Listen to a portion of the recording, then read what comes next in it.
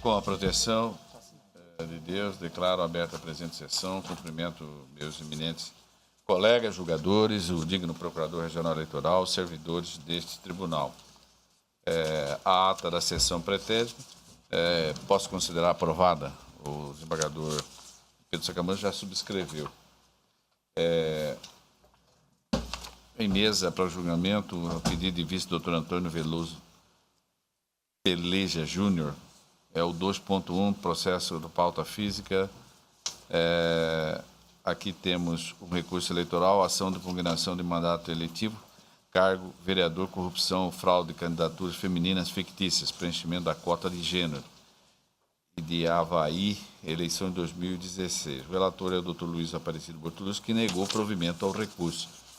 E nisso o revisor acompanhou o relator, que é o desembargador Pedro Sakamoto, o doutor Ulisses Rabaneira, quando integrava, aguardar o voto de vista, e o doutor Jacques Francisco acompanhou o relator, a doutora Vanessa pelo provimento, que abriu a divergência, e pediu vista o doutor Antônio Veloso Peleja Júnior.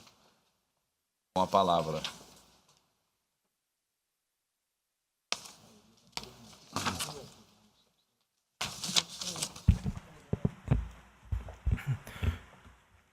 Senhor presidente, em rápidas considerações, o recorrente alega que foram fictícias as candidaturas de Jéssica Maria Machado, Cálita dos Reis Paiva e Elzi Maria de Oliveira, porque elas participaram de forma fictícia do pleito apenas para que a coligação recorrida obtivesse o percentual mínimo exigido por lei, o que constitui abuso de poder. Por isso, pede reconhecimento de fraude e a consequente desconstituição de todos os mandatos obtidos pela coligação. O relator, excelentíssimo juiz-membro Luiz Bortolucci, votou pelo desprovimento do recurso do Ministério Público. Isso porque entendeu que o insignificante número de votos e a ausência de gasto de campanha, embora possam representar um indício de fraude, não são provas suficientes para a desconstituição de diplomas de candidatos legitimamente eleitos.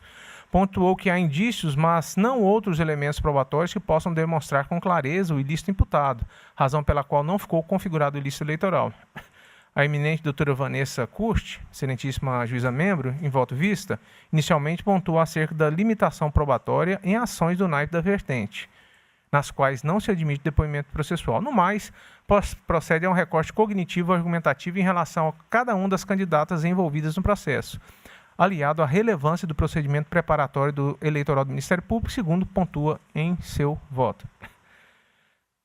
Pois bem, conjunto de fatos leva a crer que houve as candidaturas fictícias. Em primeiro lugar, destaca-se que, em que pese o valor da prova extrajudicial, ela pode ser comatada com os fatos e as provas produzidas judicialmente para que se forme um todo coeso.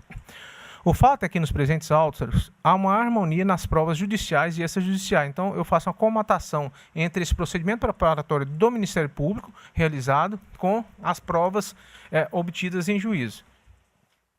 Cálita e Jéssica tiveram 0 votos, ao passo que Elzi Maria teve apenas 1, e que não foi o seu, pois ocorreu em sessão na qual não é eleitora. Destaco ainda que esses fatos, circunscritos à baixa expressão de votação, por si sós, não são suficientes para a procedência do pedido, mas há outros que agregam a ele.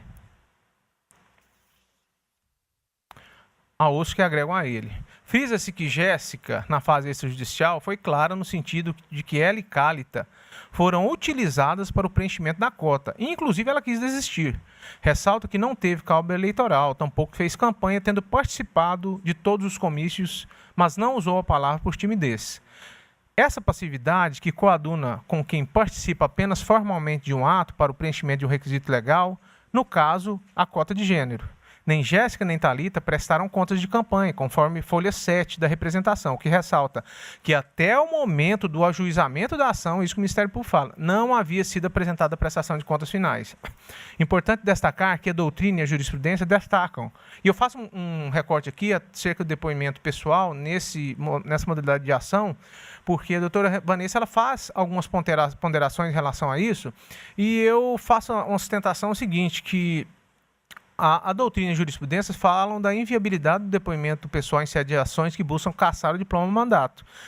justamente pela impossibilidade da confissão por se tratar de direito indisponível. Contudo, nota-se que, no caso, não houve um depoimento pessoal especificamente. Tá? E porque o depoimento pessoal ele tem por fim a confissão, é extrair a confissão. Mas isto sim, houve uma característica de interrogatório. Então eu falo o seguinte, uma coisa é interrogatório para que sejam esclarecidas as verdades acerca do fato, verdade material. A outra coisa é o depoimento pessoal. No depoimento pessoal, a parte contrária pugna pelo depoimento para que seja extraída a confissão.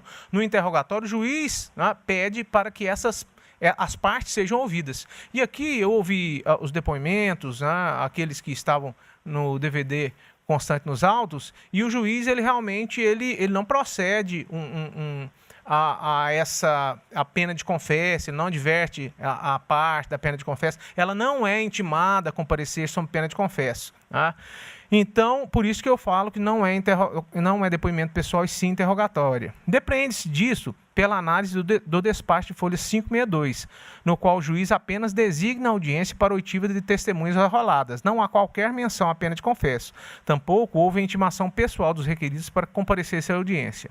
Demais disso, na ata, a ata informa que as impugnadas foram ouvidas e as partes dispensaram as testemunhas. Acresce-se a isso que o magistrado, ao início do interrogatório, não adverte a parte quanto à pena de confesso, mas sim afirma que ela será ouvida como informante, o que caracteriza o ato como interrogatório e não depoimento pessoal.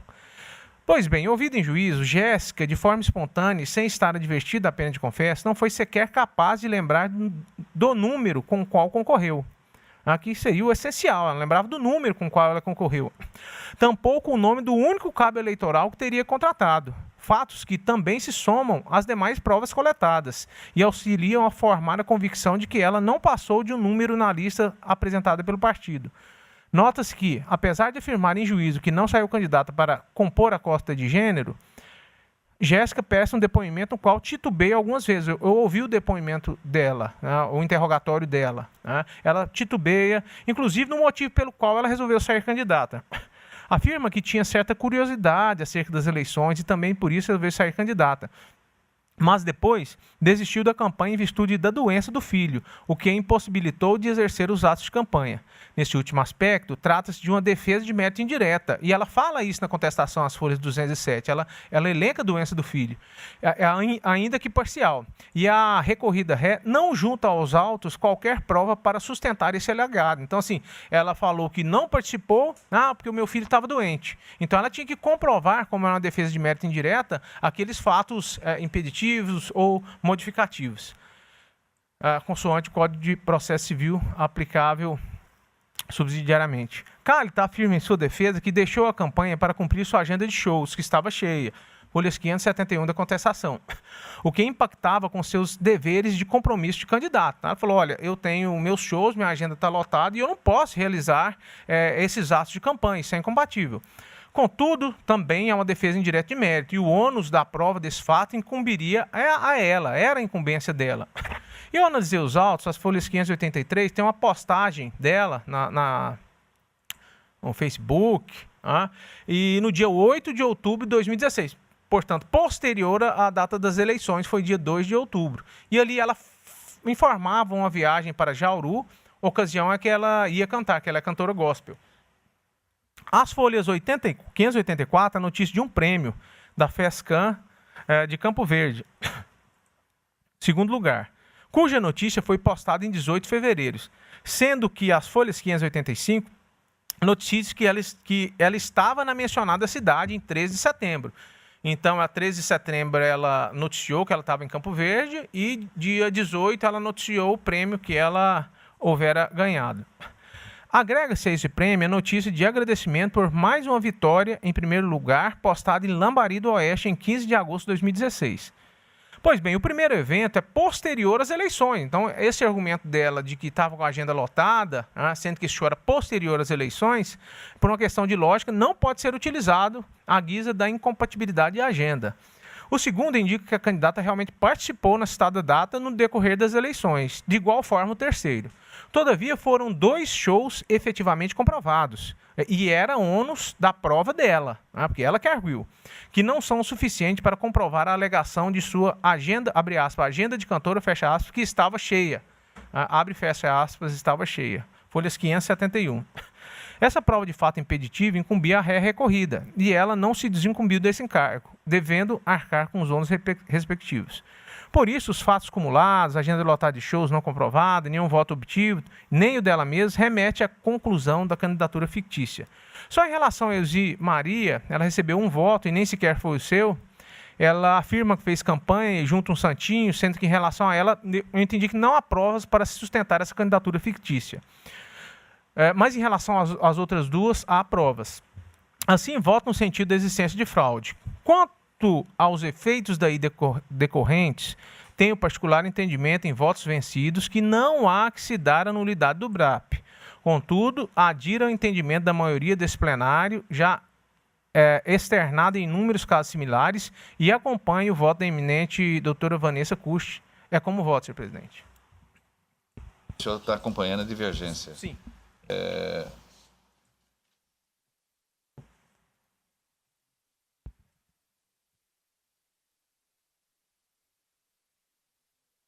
Não, eu não votei ainda, filho de Deus. Não. De jeito nenhum.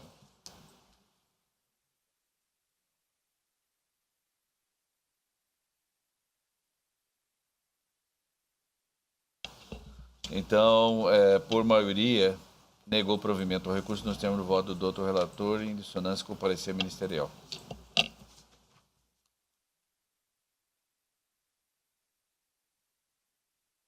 Doutor Antônio Veloso Pereira Júnior continua com a palavra. Tem um processo, estou fazendo um pregão, de uma ação declaratória de nulidade de julgamento referente ao processo 6584, que é a prestação de contas de exercício financeiro do ano 2006. O requerente é Mário Márcio Gomes Torre, Clóvis Antônio de Souza. E há uma prejudicial de ausência de interesse dos requerentes, não é bem prejudicial, preliminar.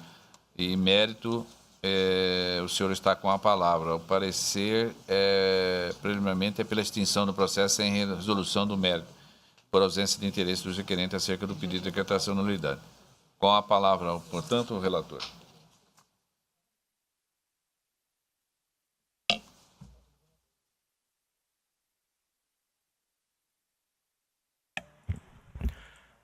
Trata-se de ação declaratória de nulidade, nominada como querela nullitatis insanabilis, com pedido de antecipação de tutela inaudita altera pars, deduzida por Mário Márcio e Clóvis Antônio, para que seja declarada nulidade dos acórdãos 13.313 e 20.102, prolatados nos autos 2548/2001 e 5431/2007, relativos, respectivamente, à declaração de não prestação de contas por parte do Diretório Estadual do PDT-MT e a aprovação de contas com ressalvas no ano 2006. O imbróglio teve início no procedimento de prestação de contas no ano 2000, contas não prestadas, no qual o TRE-MT, após proferir decisão via acórdão 13.313, comunicou ao Diretório Nacional do PDT a consequência de não repassar valores do fundo partidário de 2001 a 2011. Então, como não houve a prestação de contas em 2000, houve a imposição dessa penalidade, 2001 a 2011. Mas, a partir de 2004, o Diretório Nacional passou a repassar o valor do fundo partidário para o Diretório Nacional, passou a repassar para o estadual. Tá? Essa, em síntese, é a controvérsia. Tá? Na prestação de contas referente ao exercício 2006, veja bem que a primeira é de 2000, a segunda é de 2006. Ela foi aprovada com ressalvas. Tá? E, segundo os autores, não há qualquer menção sobre a proibição do recebimento de recursos.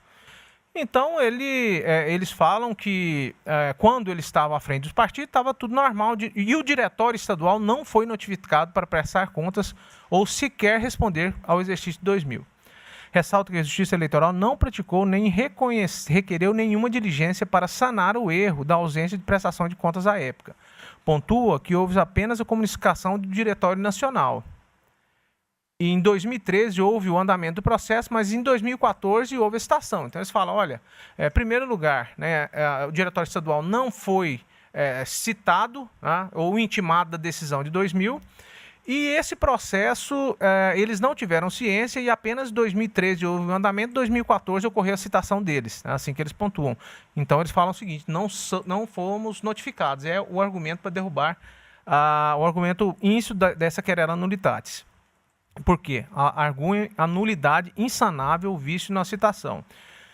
Invoca a Resolução 21841/2004, artigo 18, para acerca da comunicação ao partido político, o artigo 37 da Lei dos Partidos Políticos, que dispõe sobre diligências para o saneamento de nulidades. Pugna pela procedência do pedido, em sede de tutela antecipada, o excelentíssimo doutor Rodrigo Roberto Curvo, então relator, concedeu a suspensão do procedimento executório nos autos 5431 de 2007. Porque o nome deles dois, dos autores da ação, foram incluídos no CADIM, no Cadastro Informativo dos Débitos Não Quitados. Então, por isso que eles ajuizaram essa demanda. A União ingressa nos autos, ela contesta e pontua que não há a substância fática e jurídica desses pedidos, e a coisa julgada somente pode ser relativizada em hipóteses excepcionais.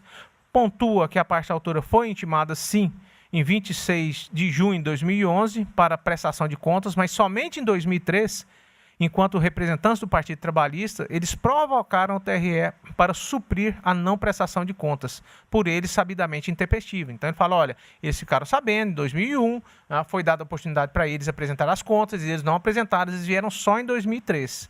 Então o argumento da União é o seguinte, que eles sabiam da obrigação legal de prestar contas, e tanto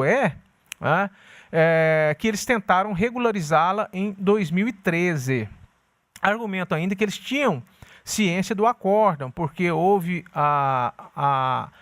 eles tentaram, tanto eram sabedores que eles tentaram regularizar, e foi publicado um edital de conhecimento público no Diário da Justiça em 2001. Também em relação à prestação de conta de 2006, que nessa prestação de 2006... que foi detectado o seguinte, eles de 2003 a 2009, eles receberam os repasses. Então, em relação a cada um dos anos, houve a adoção de providências necessárias. Em 2006, é esse processo, porque o PDT Nacional repassou 33 mil para a direção estadual. E aí a União fala o seguinte, olha, eles recolheram de forma voluntária esse valor, o valor de R$ 3.014. E com base nessa informação, a presidência da Corte determinou a notificação do partido dos representantes para efetuar os recolhimentos dos valores recebidos indevidamente. Então, assim, eles foram intimados para recolher esses valores. Eles não se manifestaram, foram intimados. E em decisão de folhas 648, o presidente da Corte não conheceu dos pedidos em face da caracterização da coisa julgada. Então, eles tentaram regularizar as contas, olha, não, houve a coisa julgada, o presidente da Corte pontuou por volta de 2010.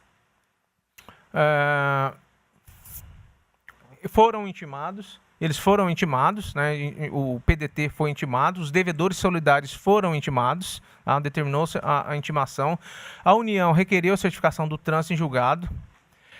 Quanto ao acórdão 20.102, que aprovou com ressalvas as contas de 2006, também fala que há falta de sustentação fática, não há nulidade, porque eles pediram dilação de prazo para remendar essa prestação.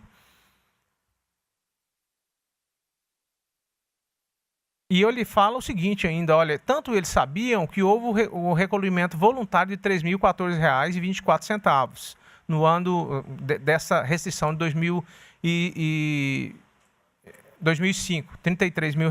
2006, na verdade, houve um erro de digitação.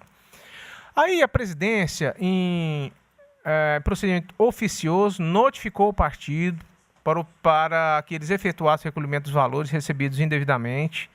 Foram notificados, não se manifestaram, motivo pelo qual houve a inclusão do nome dos dirigentes no CADIM. Apresentaram defesa, estou só fazendo um relato do procedimento administrativo que houve, apresentaram defesa, a presidência não houve a coisa julgada, tá? Conclui que houve a intimação correta do presidente e a Lei 9.096, no artigo 34.2, dispunha acerca da caracterização da responsabilidade dos dirigentes partidos, inclusive tesoureiro, que responderão civil e criminalmente por quaisquer irregularidades. Ainda a Lei 9693/98, vigente à época, dispunha que a falta de prestação de contas ou sua desaprovação total ou parcial implica na suspensão de novas cotas do fundo partidário. Então, em suma, a União fala que houve o cumprimento do regramento normativo, houve as citações, defende a consolidação da coisa julgada e a legítima responsabilização dos dirigentes. A Procuradoria Regional opinou preliminarmente pela extinção do processo sem resolução de mérito, por ausência de interesse processual e, no mérito, pela improcedência dos pedidos contidos na petição inicial. É o relatório, senhor presidente.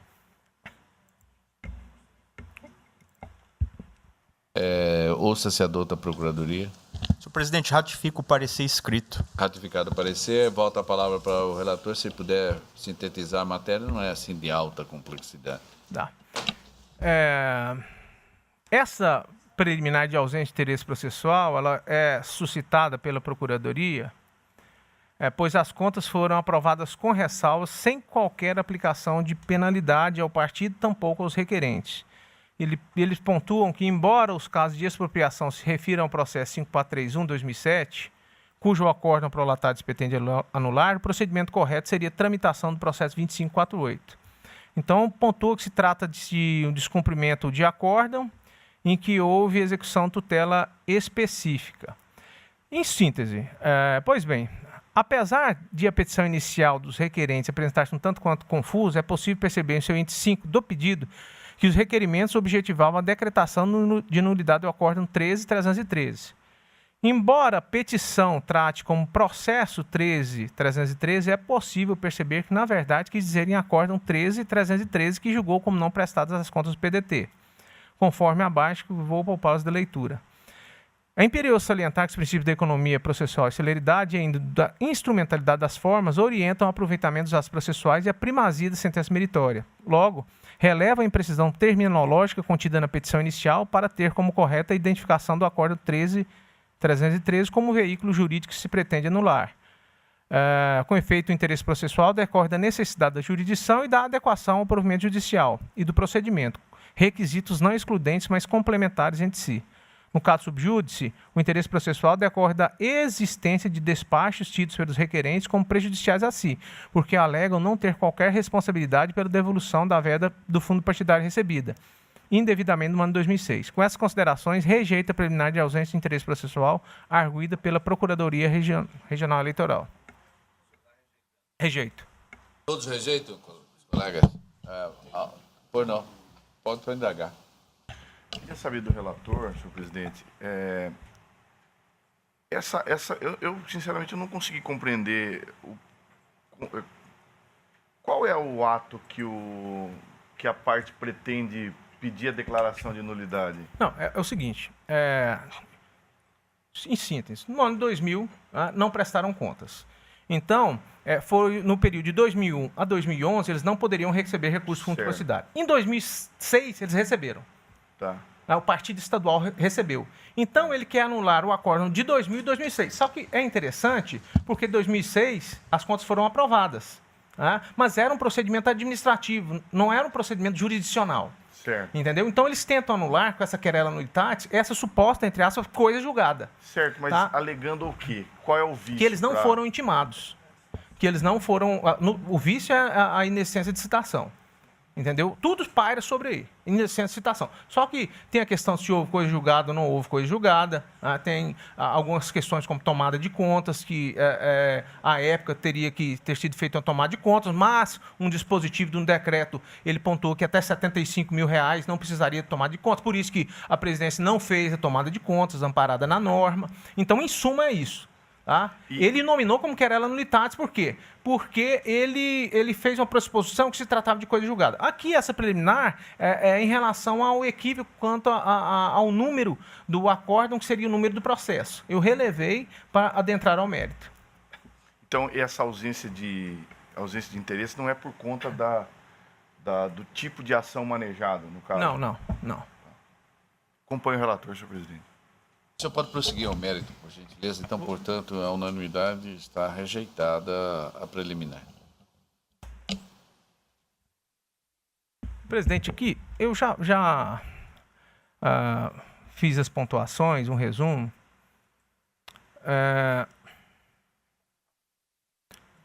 Eu faço a pontuação seguinte, que a querela nulitate, eu vou fazer pontuações acerca dela, ela é um remédio extremo e excepcional, utilizado em caso de inexistência de citação. Oh, desculpa.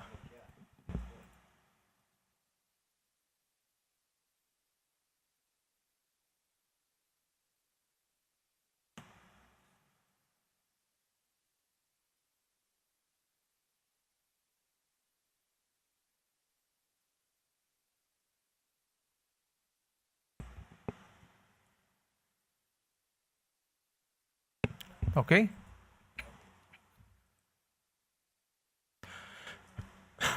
Então, já adentrando, a querela nulitate, ela é excepcional, remédio excepcional.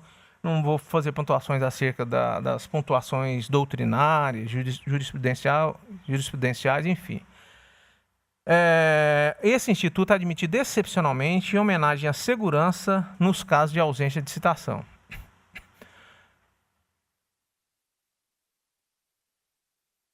Então, essa ação, o escopo dela, né, é ultrapassar a linha bienal da rescisória, porque a coisa julgada foi feita, a alegada coisa julgada em 2000 e 2006. Né, e ele ingressou agora, em 2015.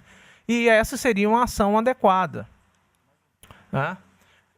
Aí, o que acontece? Essa querela nulitate, ela desafia a coisa julgada material. Eu transcrevo aqui um processo administrativo do TSE, tá? Na linha do que eu pontuei, e eu argumento o seguinte: prima facie, o móvel eleito seria inadequado. Por quê? Não houve a coisa julgada, houve uma preclusão, porque à época a prestação de contas era administrativa, ela não era jurisdicional. Mas eu pontuei, né, justamente pela linha da análise do mérito, o seguinte: admissível o manejo de ação que busque desconstituir ou declarar um provimento com base em nulidades que o eivaram. Né? A inicial nomina como ação declaratória de nulidade e querela nulitate, mas ele poderia entrar com ação declaratória. Exatamente, eu aproveitei essa ação declaratória para ingressar na análise do tema. Tá? Grosso modo, a finalidade é a mesma. Então, eu supero esse obstáculo. Exato, 2006. Exato.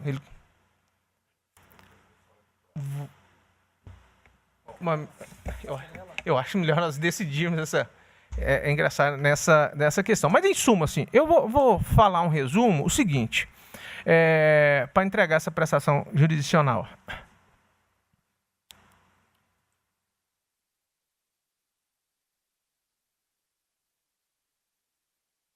Esse acórdão 13.303 de 2001, eles falaram: olha, nós não fomos intimados, tá? A prestação de contas era referente ao ano de 2000. Eu cito aqui a Lei de Introdução às Normas de Direito Brasileiro, que regulamentava, à época, o tema era a resolução do TSE 19.768. Então, pela regra do Tempus Regis Actum, as normas vigentes à época dos fatos é que tem a imposição. A análise deve ser realizada tendo como baliza as normas vigentes à época dos julgamentos. Em primeiro lugar, quanto à ausência de citação dos requerentes, eles figuram como responsáveis. E porque à época dos fatos, a lei dos partidos políticos, no artigo 34.2, expõe expressamente acerca da caracterização das responsabilidades dos dirigentes dos partidos, inclusive tesoureiro. A Lei 96, 93 e 98 também dispunha no artigo 37 que os responsáveis estavam sujeitos às penas da lei. No mesmo sentido, a Resolução 21.841 de 2004, segundo a qual os dirigentes partidários eram responsáveis pelas contas em exames, né, seriam notificados. Apesar dos requerentes argumentarem que o Diretório Estadual do PDT não foi notificado para prestar contas ou sequer responder ao exercício de 2000, tampouco foi notificado sobre a suspensão dos recursos, uma vez que comunicada apenas à direção nacional, contrário ao senso do artigo 18 da resolução, isso não ocorreu desse modo. Tá? Em que pese essa tese argumentativa dos autores, o bojo do material probatório demonstra o contrário, pois claro está que os requerentes eram sabedores do teor do acordo e da omissão de prestar contas. Tanto é que em 5 de maio de 2001, Clóvis solicitou a prorrogação do prazo estipulado em lei para entrega da prestação de contas, referente ao exercício de 2000. Aliás, ele foi devidamente intimado da prorrogação, folha 59. Em 2003, novamente, Clóvis e Mário Márcio, os autores da ação, respectivamente presidente do Tesoureiro Estadual do PDT, apresentaram petição e documentos para regularizar as contas. Olha, olhos vistos, essa assertiva da ausência de citação não vinga no caso. Primeiro, eles tanto eram sabedores da mora em apresentar as contas que expressamente pediram a prorrogação. Segundo, seguiu-se exatamente o procedimento regrado pelas normas expostas, pois a ciência da prestação de contas no referido momento processual é do partido, pelo seu representante legal. E tanto os sabedores eram os responsáveis do Diretório Estadual do Acordo em Comenta que tentaram regularizar a prestação. Assim, não se pode invocar a resolução em tela para sustentar a nulidade, pois tinham ciência da mora. Ainda ao caso, não se aplica a nova redação do artigo 37 da Lei dos Partidos Políticos, uma vez que, conforme a norma vigente à época dos fatos, tempus regis actum, o responsável pelo partido, os responsáveis sujeitavam-se às penas da lei. Foi o que ocorreu devidamente. Então, o procedimento de 2000 está rígido. Em relação a 2006, a CCIA informa acerca da penalização, a CCIA que identificou. Olha, houve uma penalização aqui e eles receberam, né, em 2006, R$33 mil. E falaram mais, que eles devolveram voluntariamente R$3 mil. Então, o que aconteceu? A presidência da corte, ela determinou a notificação do partido e dos representantes para efetuar o recolhimento. Houve um despacho do presidente, determinou a notificação do partido para que ele providenciasse a recomposição integral dos valores indicados, nos termos do artigo 34 da Resolução 21841. Então, há o regramento expresso nesse sentido. A referida decisão utilizou a resolução vigente à época dos fatos, cujo artigo 34 primava pela intimação do partido e na falta do recolhimento dos dirigentes partidários responsáveis pela conta em exame. Vou poupar da leitura também. Então, foram notificadas desse ato, doutor Ricardo, foram notificados o representante do partido, tesoureiro diretório regional, Sr. Werley, na pessoa de Juliene Paola dos Reis, que era secretária-geral do partido, PDT em Mato Grosso, José Antônio Gonçalves Viana, Clóvis Antônio de Souza, Mário Márcio Gomes, na pessoa dessa responsável. Assim, não procede a argumentação dos autores que não houve a notificação. Apesar de notificados, eles não se manifestaram, e por isso a presidente da corte determinou a inclusão do nome deles no CADIM. Anota-se que em situações de tal jaez, é imperiosa a tomada de contas, mas ela está dispensada em face do artigo 6º, inciso 1 da Instrução Normativa 71 do Tribunal de Contas da União, pelo motivo que eu justifiquei pelo valor que é inferior a R$75 mil.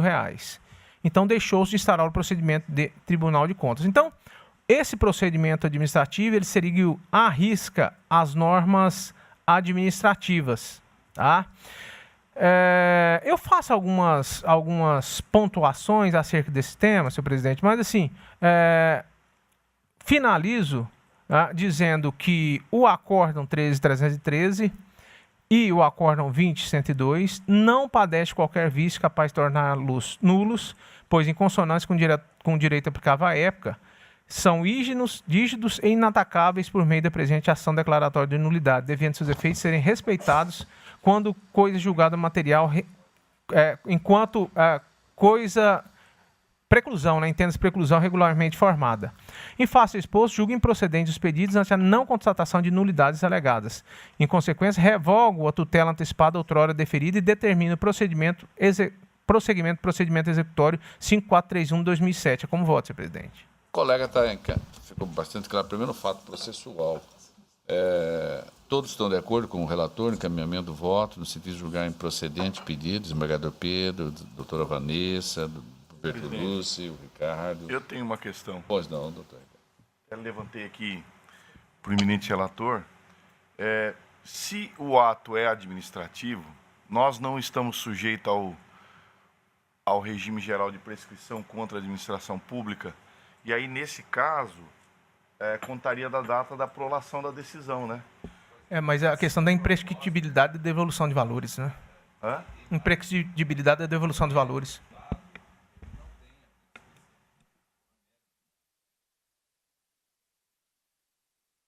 É que, no caso, senhor presidente, no caso, a ação está sendo recebida não como querela nulitatis, está sendo recebida como uma ação Declaratória, mas é declaratória. de nulidade e lato É que o sensu, desembargador está fazendo a pontuação. né? E o entendimento acerca da prescritibilidade, no sentido da devolução de valores, tá? É imprescritível. Em relação a outras situações, por exemplo, improbidade administrativa, há prescritibilidade, mas devolução de valores não, salvo melhor juízo. Senhor presidente, vou pedir vista. Os demais vão aguardar ou já querem antecipar o voto? Por não, desembargador Pedro. Já voto com o relator. Então, vamos lá.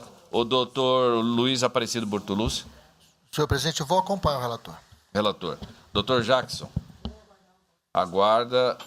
O desembargador Pedro Sakamoto está acompanhando já o relator. Doutor Ricardo pediu vista e a doutora Vanessa. Aguarda. Então, o julgamento foi suspenso. Após primeiramente, vamos fazer uma proclamação provisória. A unanimidade rejeitou a preliminar. No mérito, o relator julgou improcedente, o que foi acompanhado pelo primeiro vogal, pelo terceiro vogal. O quarto vogal pediu vista. O segundo aguarda e o quinto vogal também. Julgamento suspenso. A mesa, faço o pregão, doutor Jackson Francisco Coleta Coutinho, embargo, declaração, representação, conduta vedada, agente público. O empate embargante é Marcelo Duarte Monteiro. Não há manifestação do Ministério Público, o senhor pode ir direto ao voto. Senhor presidente, Pois registro minha suspeição. Sim. Anotada a suspeição da colega doutora Vanessa. Os embargos de declaração somente são cabíveis quando houver obscuridade, contradição ou omissão, consoante o disposto no artigo 275 do Código Eleitoral ou do artigo 1022 do Código de Processo Civil. Aí eu transcrevo o artigo. Em que pese os argumentos do embargante, mesmo que algumas postagens se refiram a convites ou divulgações de eventos, o fato é que de alguma forma promoveram a gestão do embargante e a própria administração estadual. Portanto, foram consideradas em si, de forma unânime, propaganda institucional. E que ainda permaneceram no perfil do secretário de Estado de Infraestrutura do Mato Grosso em período vedado, ou seja, a menos de 3 meses das eleições, pontos que foram amplamente debatidos num acordo pergastado.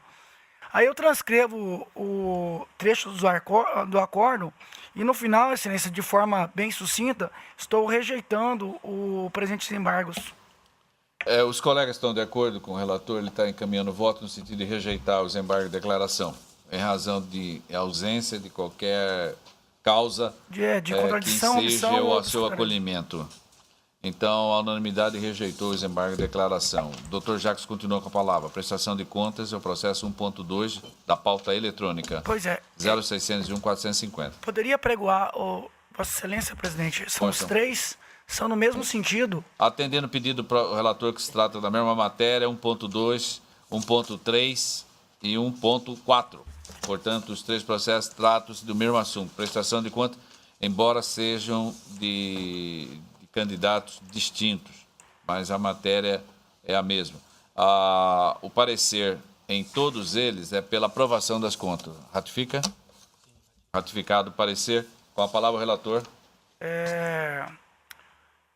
A arrecadação e os gastos de recursos dos partidos políticos, bem como a prestação de contas das eleições de 2018, teve o parecer pela aprovação, o relatório da CCIA pela aprovação, com essas breves considerações, imparcial harmonia com o parecer ministerial, julgo aprovadas as contas.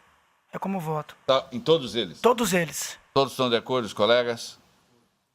A unanimidade aprovou as contas dos candidatos descritos no processo apregoado 1.2, 1.3 e 1.4. Na sequência, doutor Antônio Veloso Peleza Júnior. Prestação de contas do candidato cargo deputado federal, eleição, Elaine Cândida da Silva Souza. A parecer escrito é pela aprovação das contas.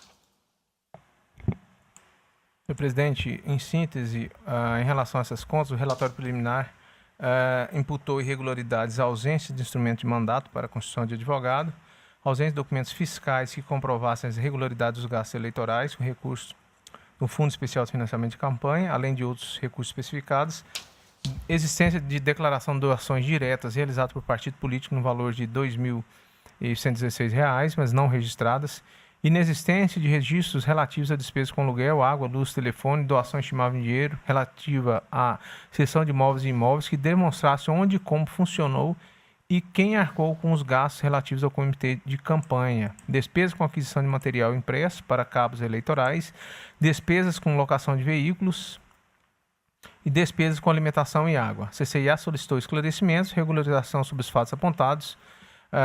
Regularmente intimada, houve os esclarecimentos. Destacou-se que foram saneados os vícios apontados, restando, contudo, 2 itens 2.1c e 2.1d. Parecer conclusivo traz apontamento que não constava expressamente no relatório preliminar referente ao lançamento não declarado na prestação de contas via sistema SPCE no valor de R$ 9,00. Intimada a Procuradoria Regional Eleitoral, manifestou-se de que as contas fossem aprovadas com ressalvas em consonância com o parecer técnico conclusivo. É o relatório. O parecer? Ratifico, senhor presidente. Ratificado o parecer, voto.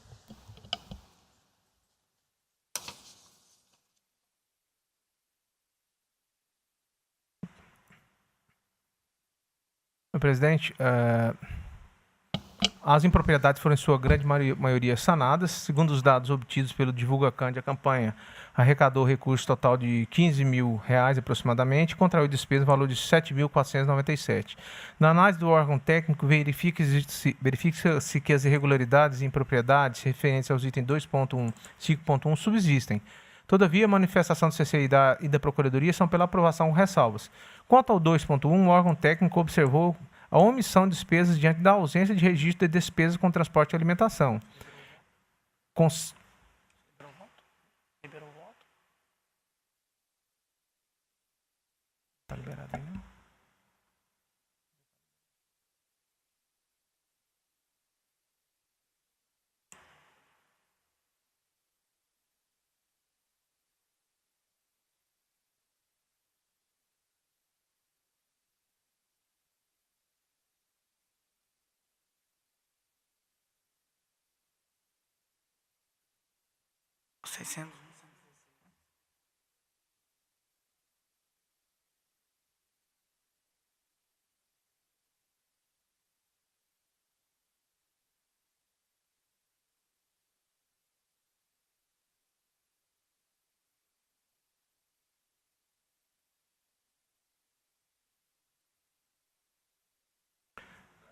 Então, no que se refere ao item 2.1, houve essa omissão de despesas, mas em relação a 6 cabos eleitorais.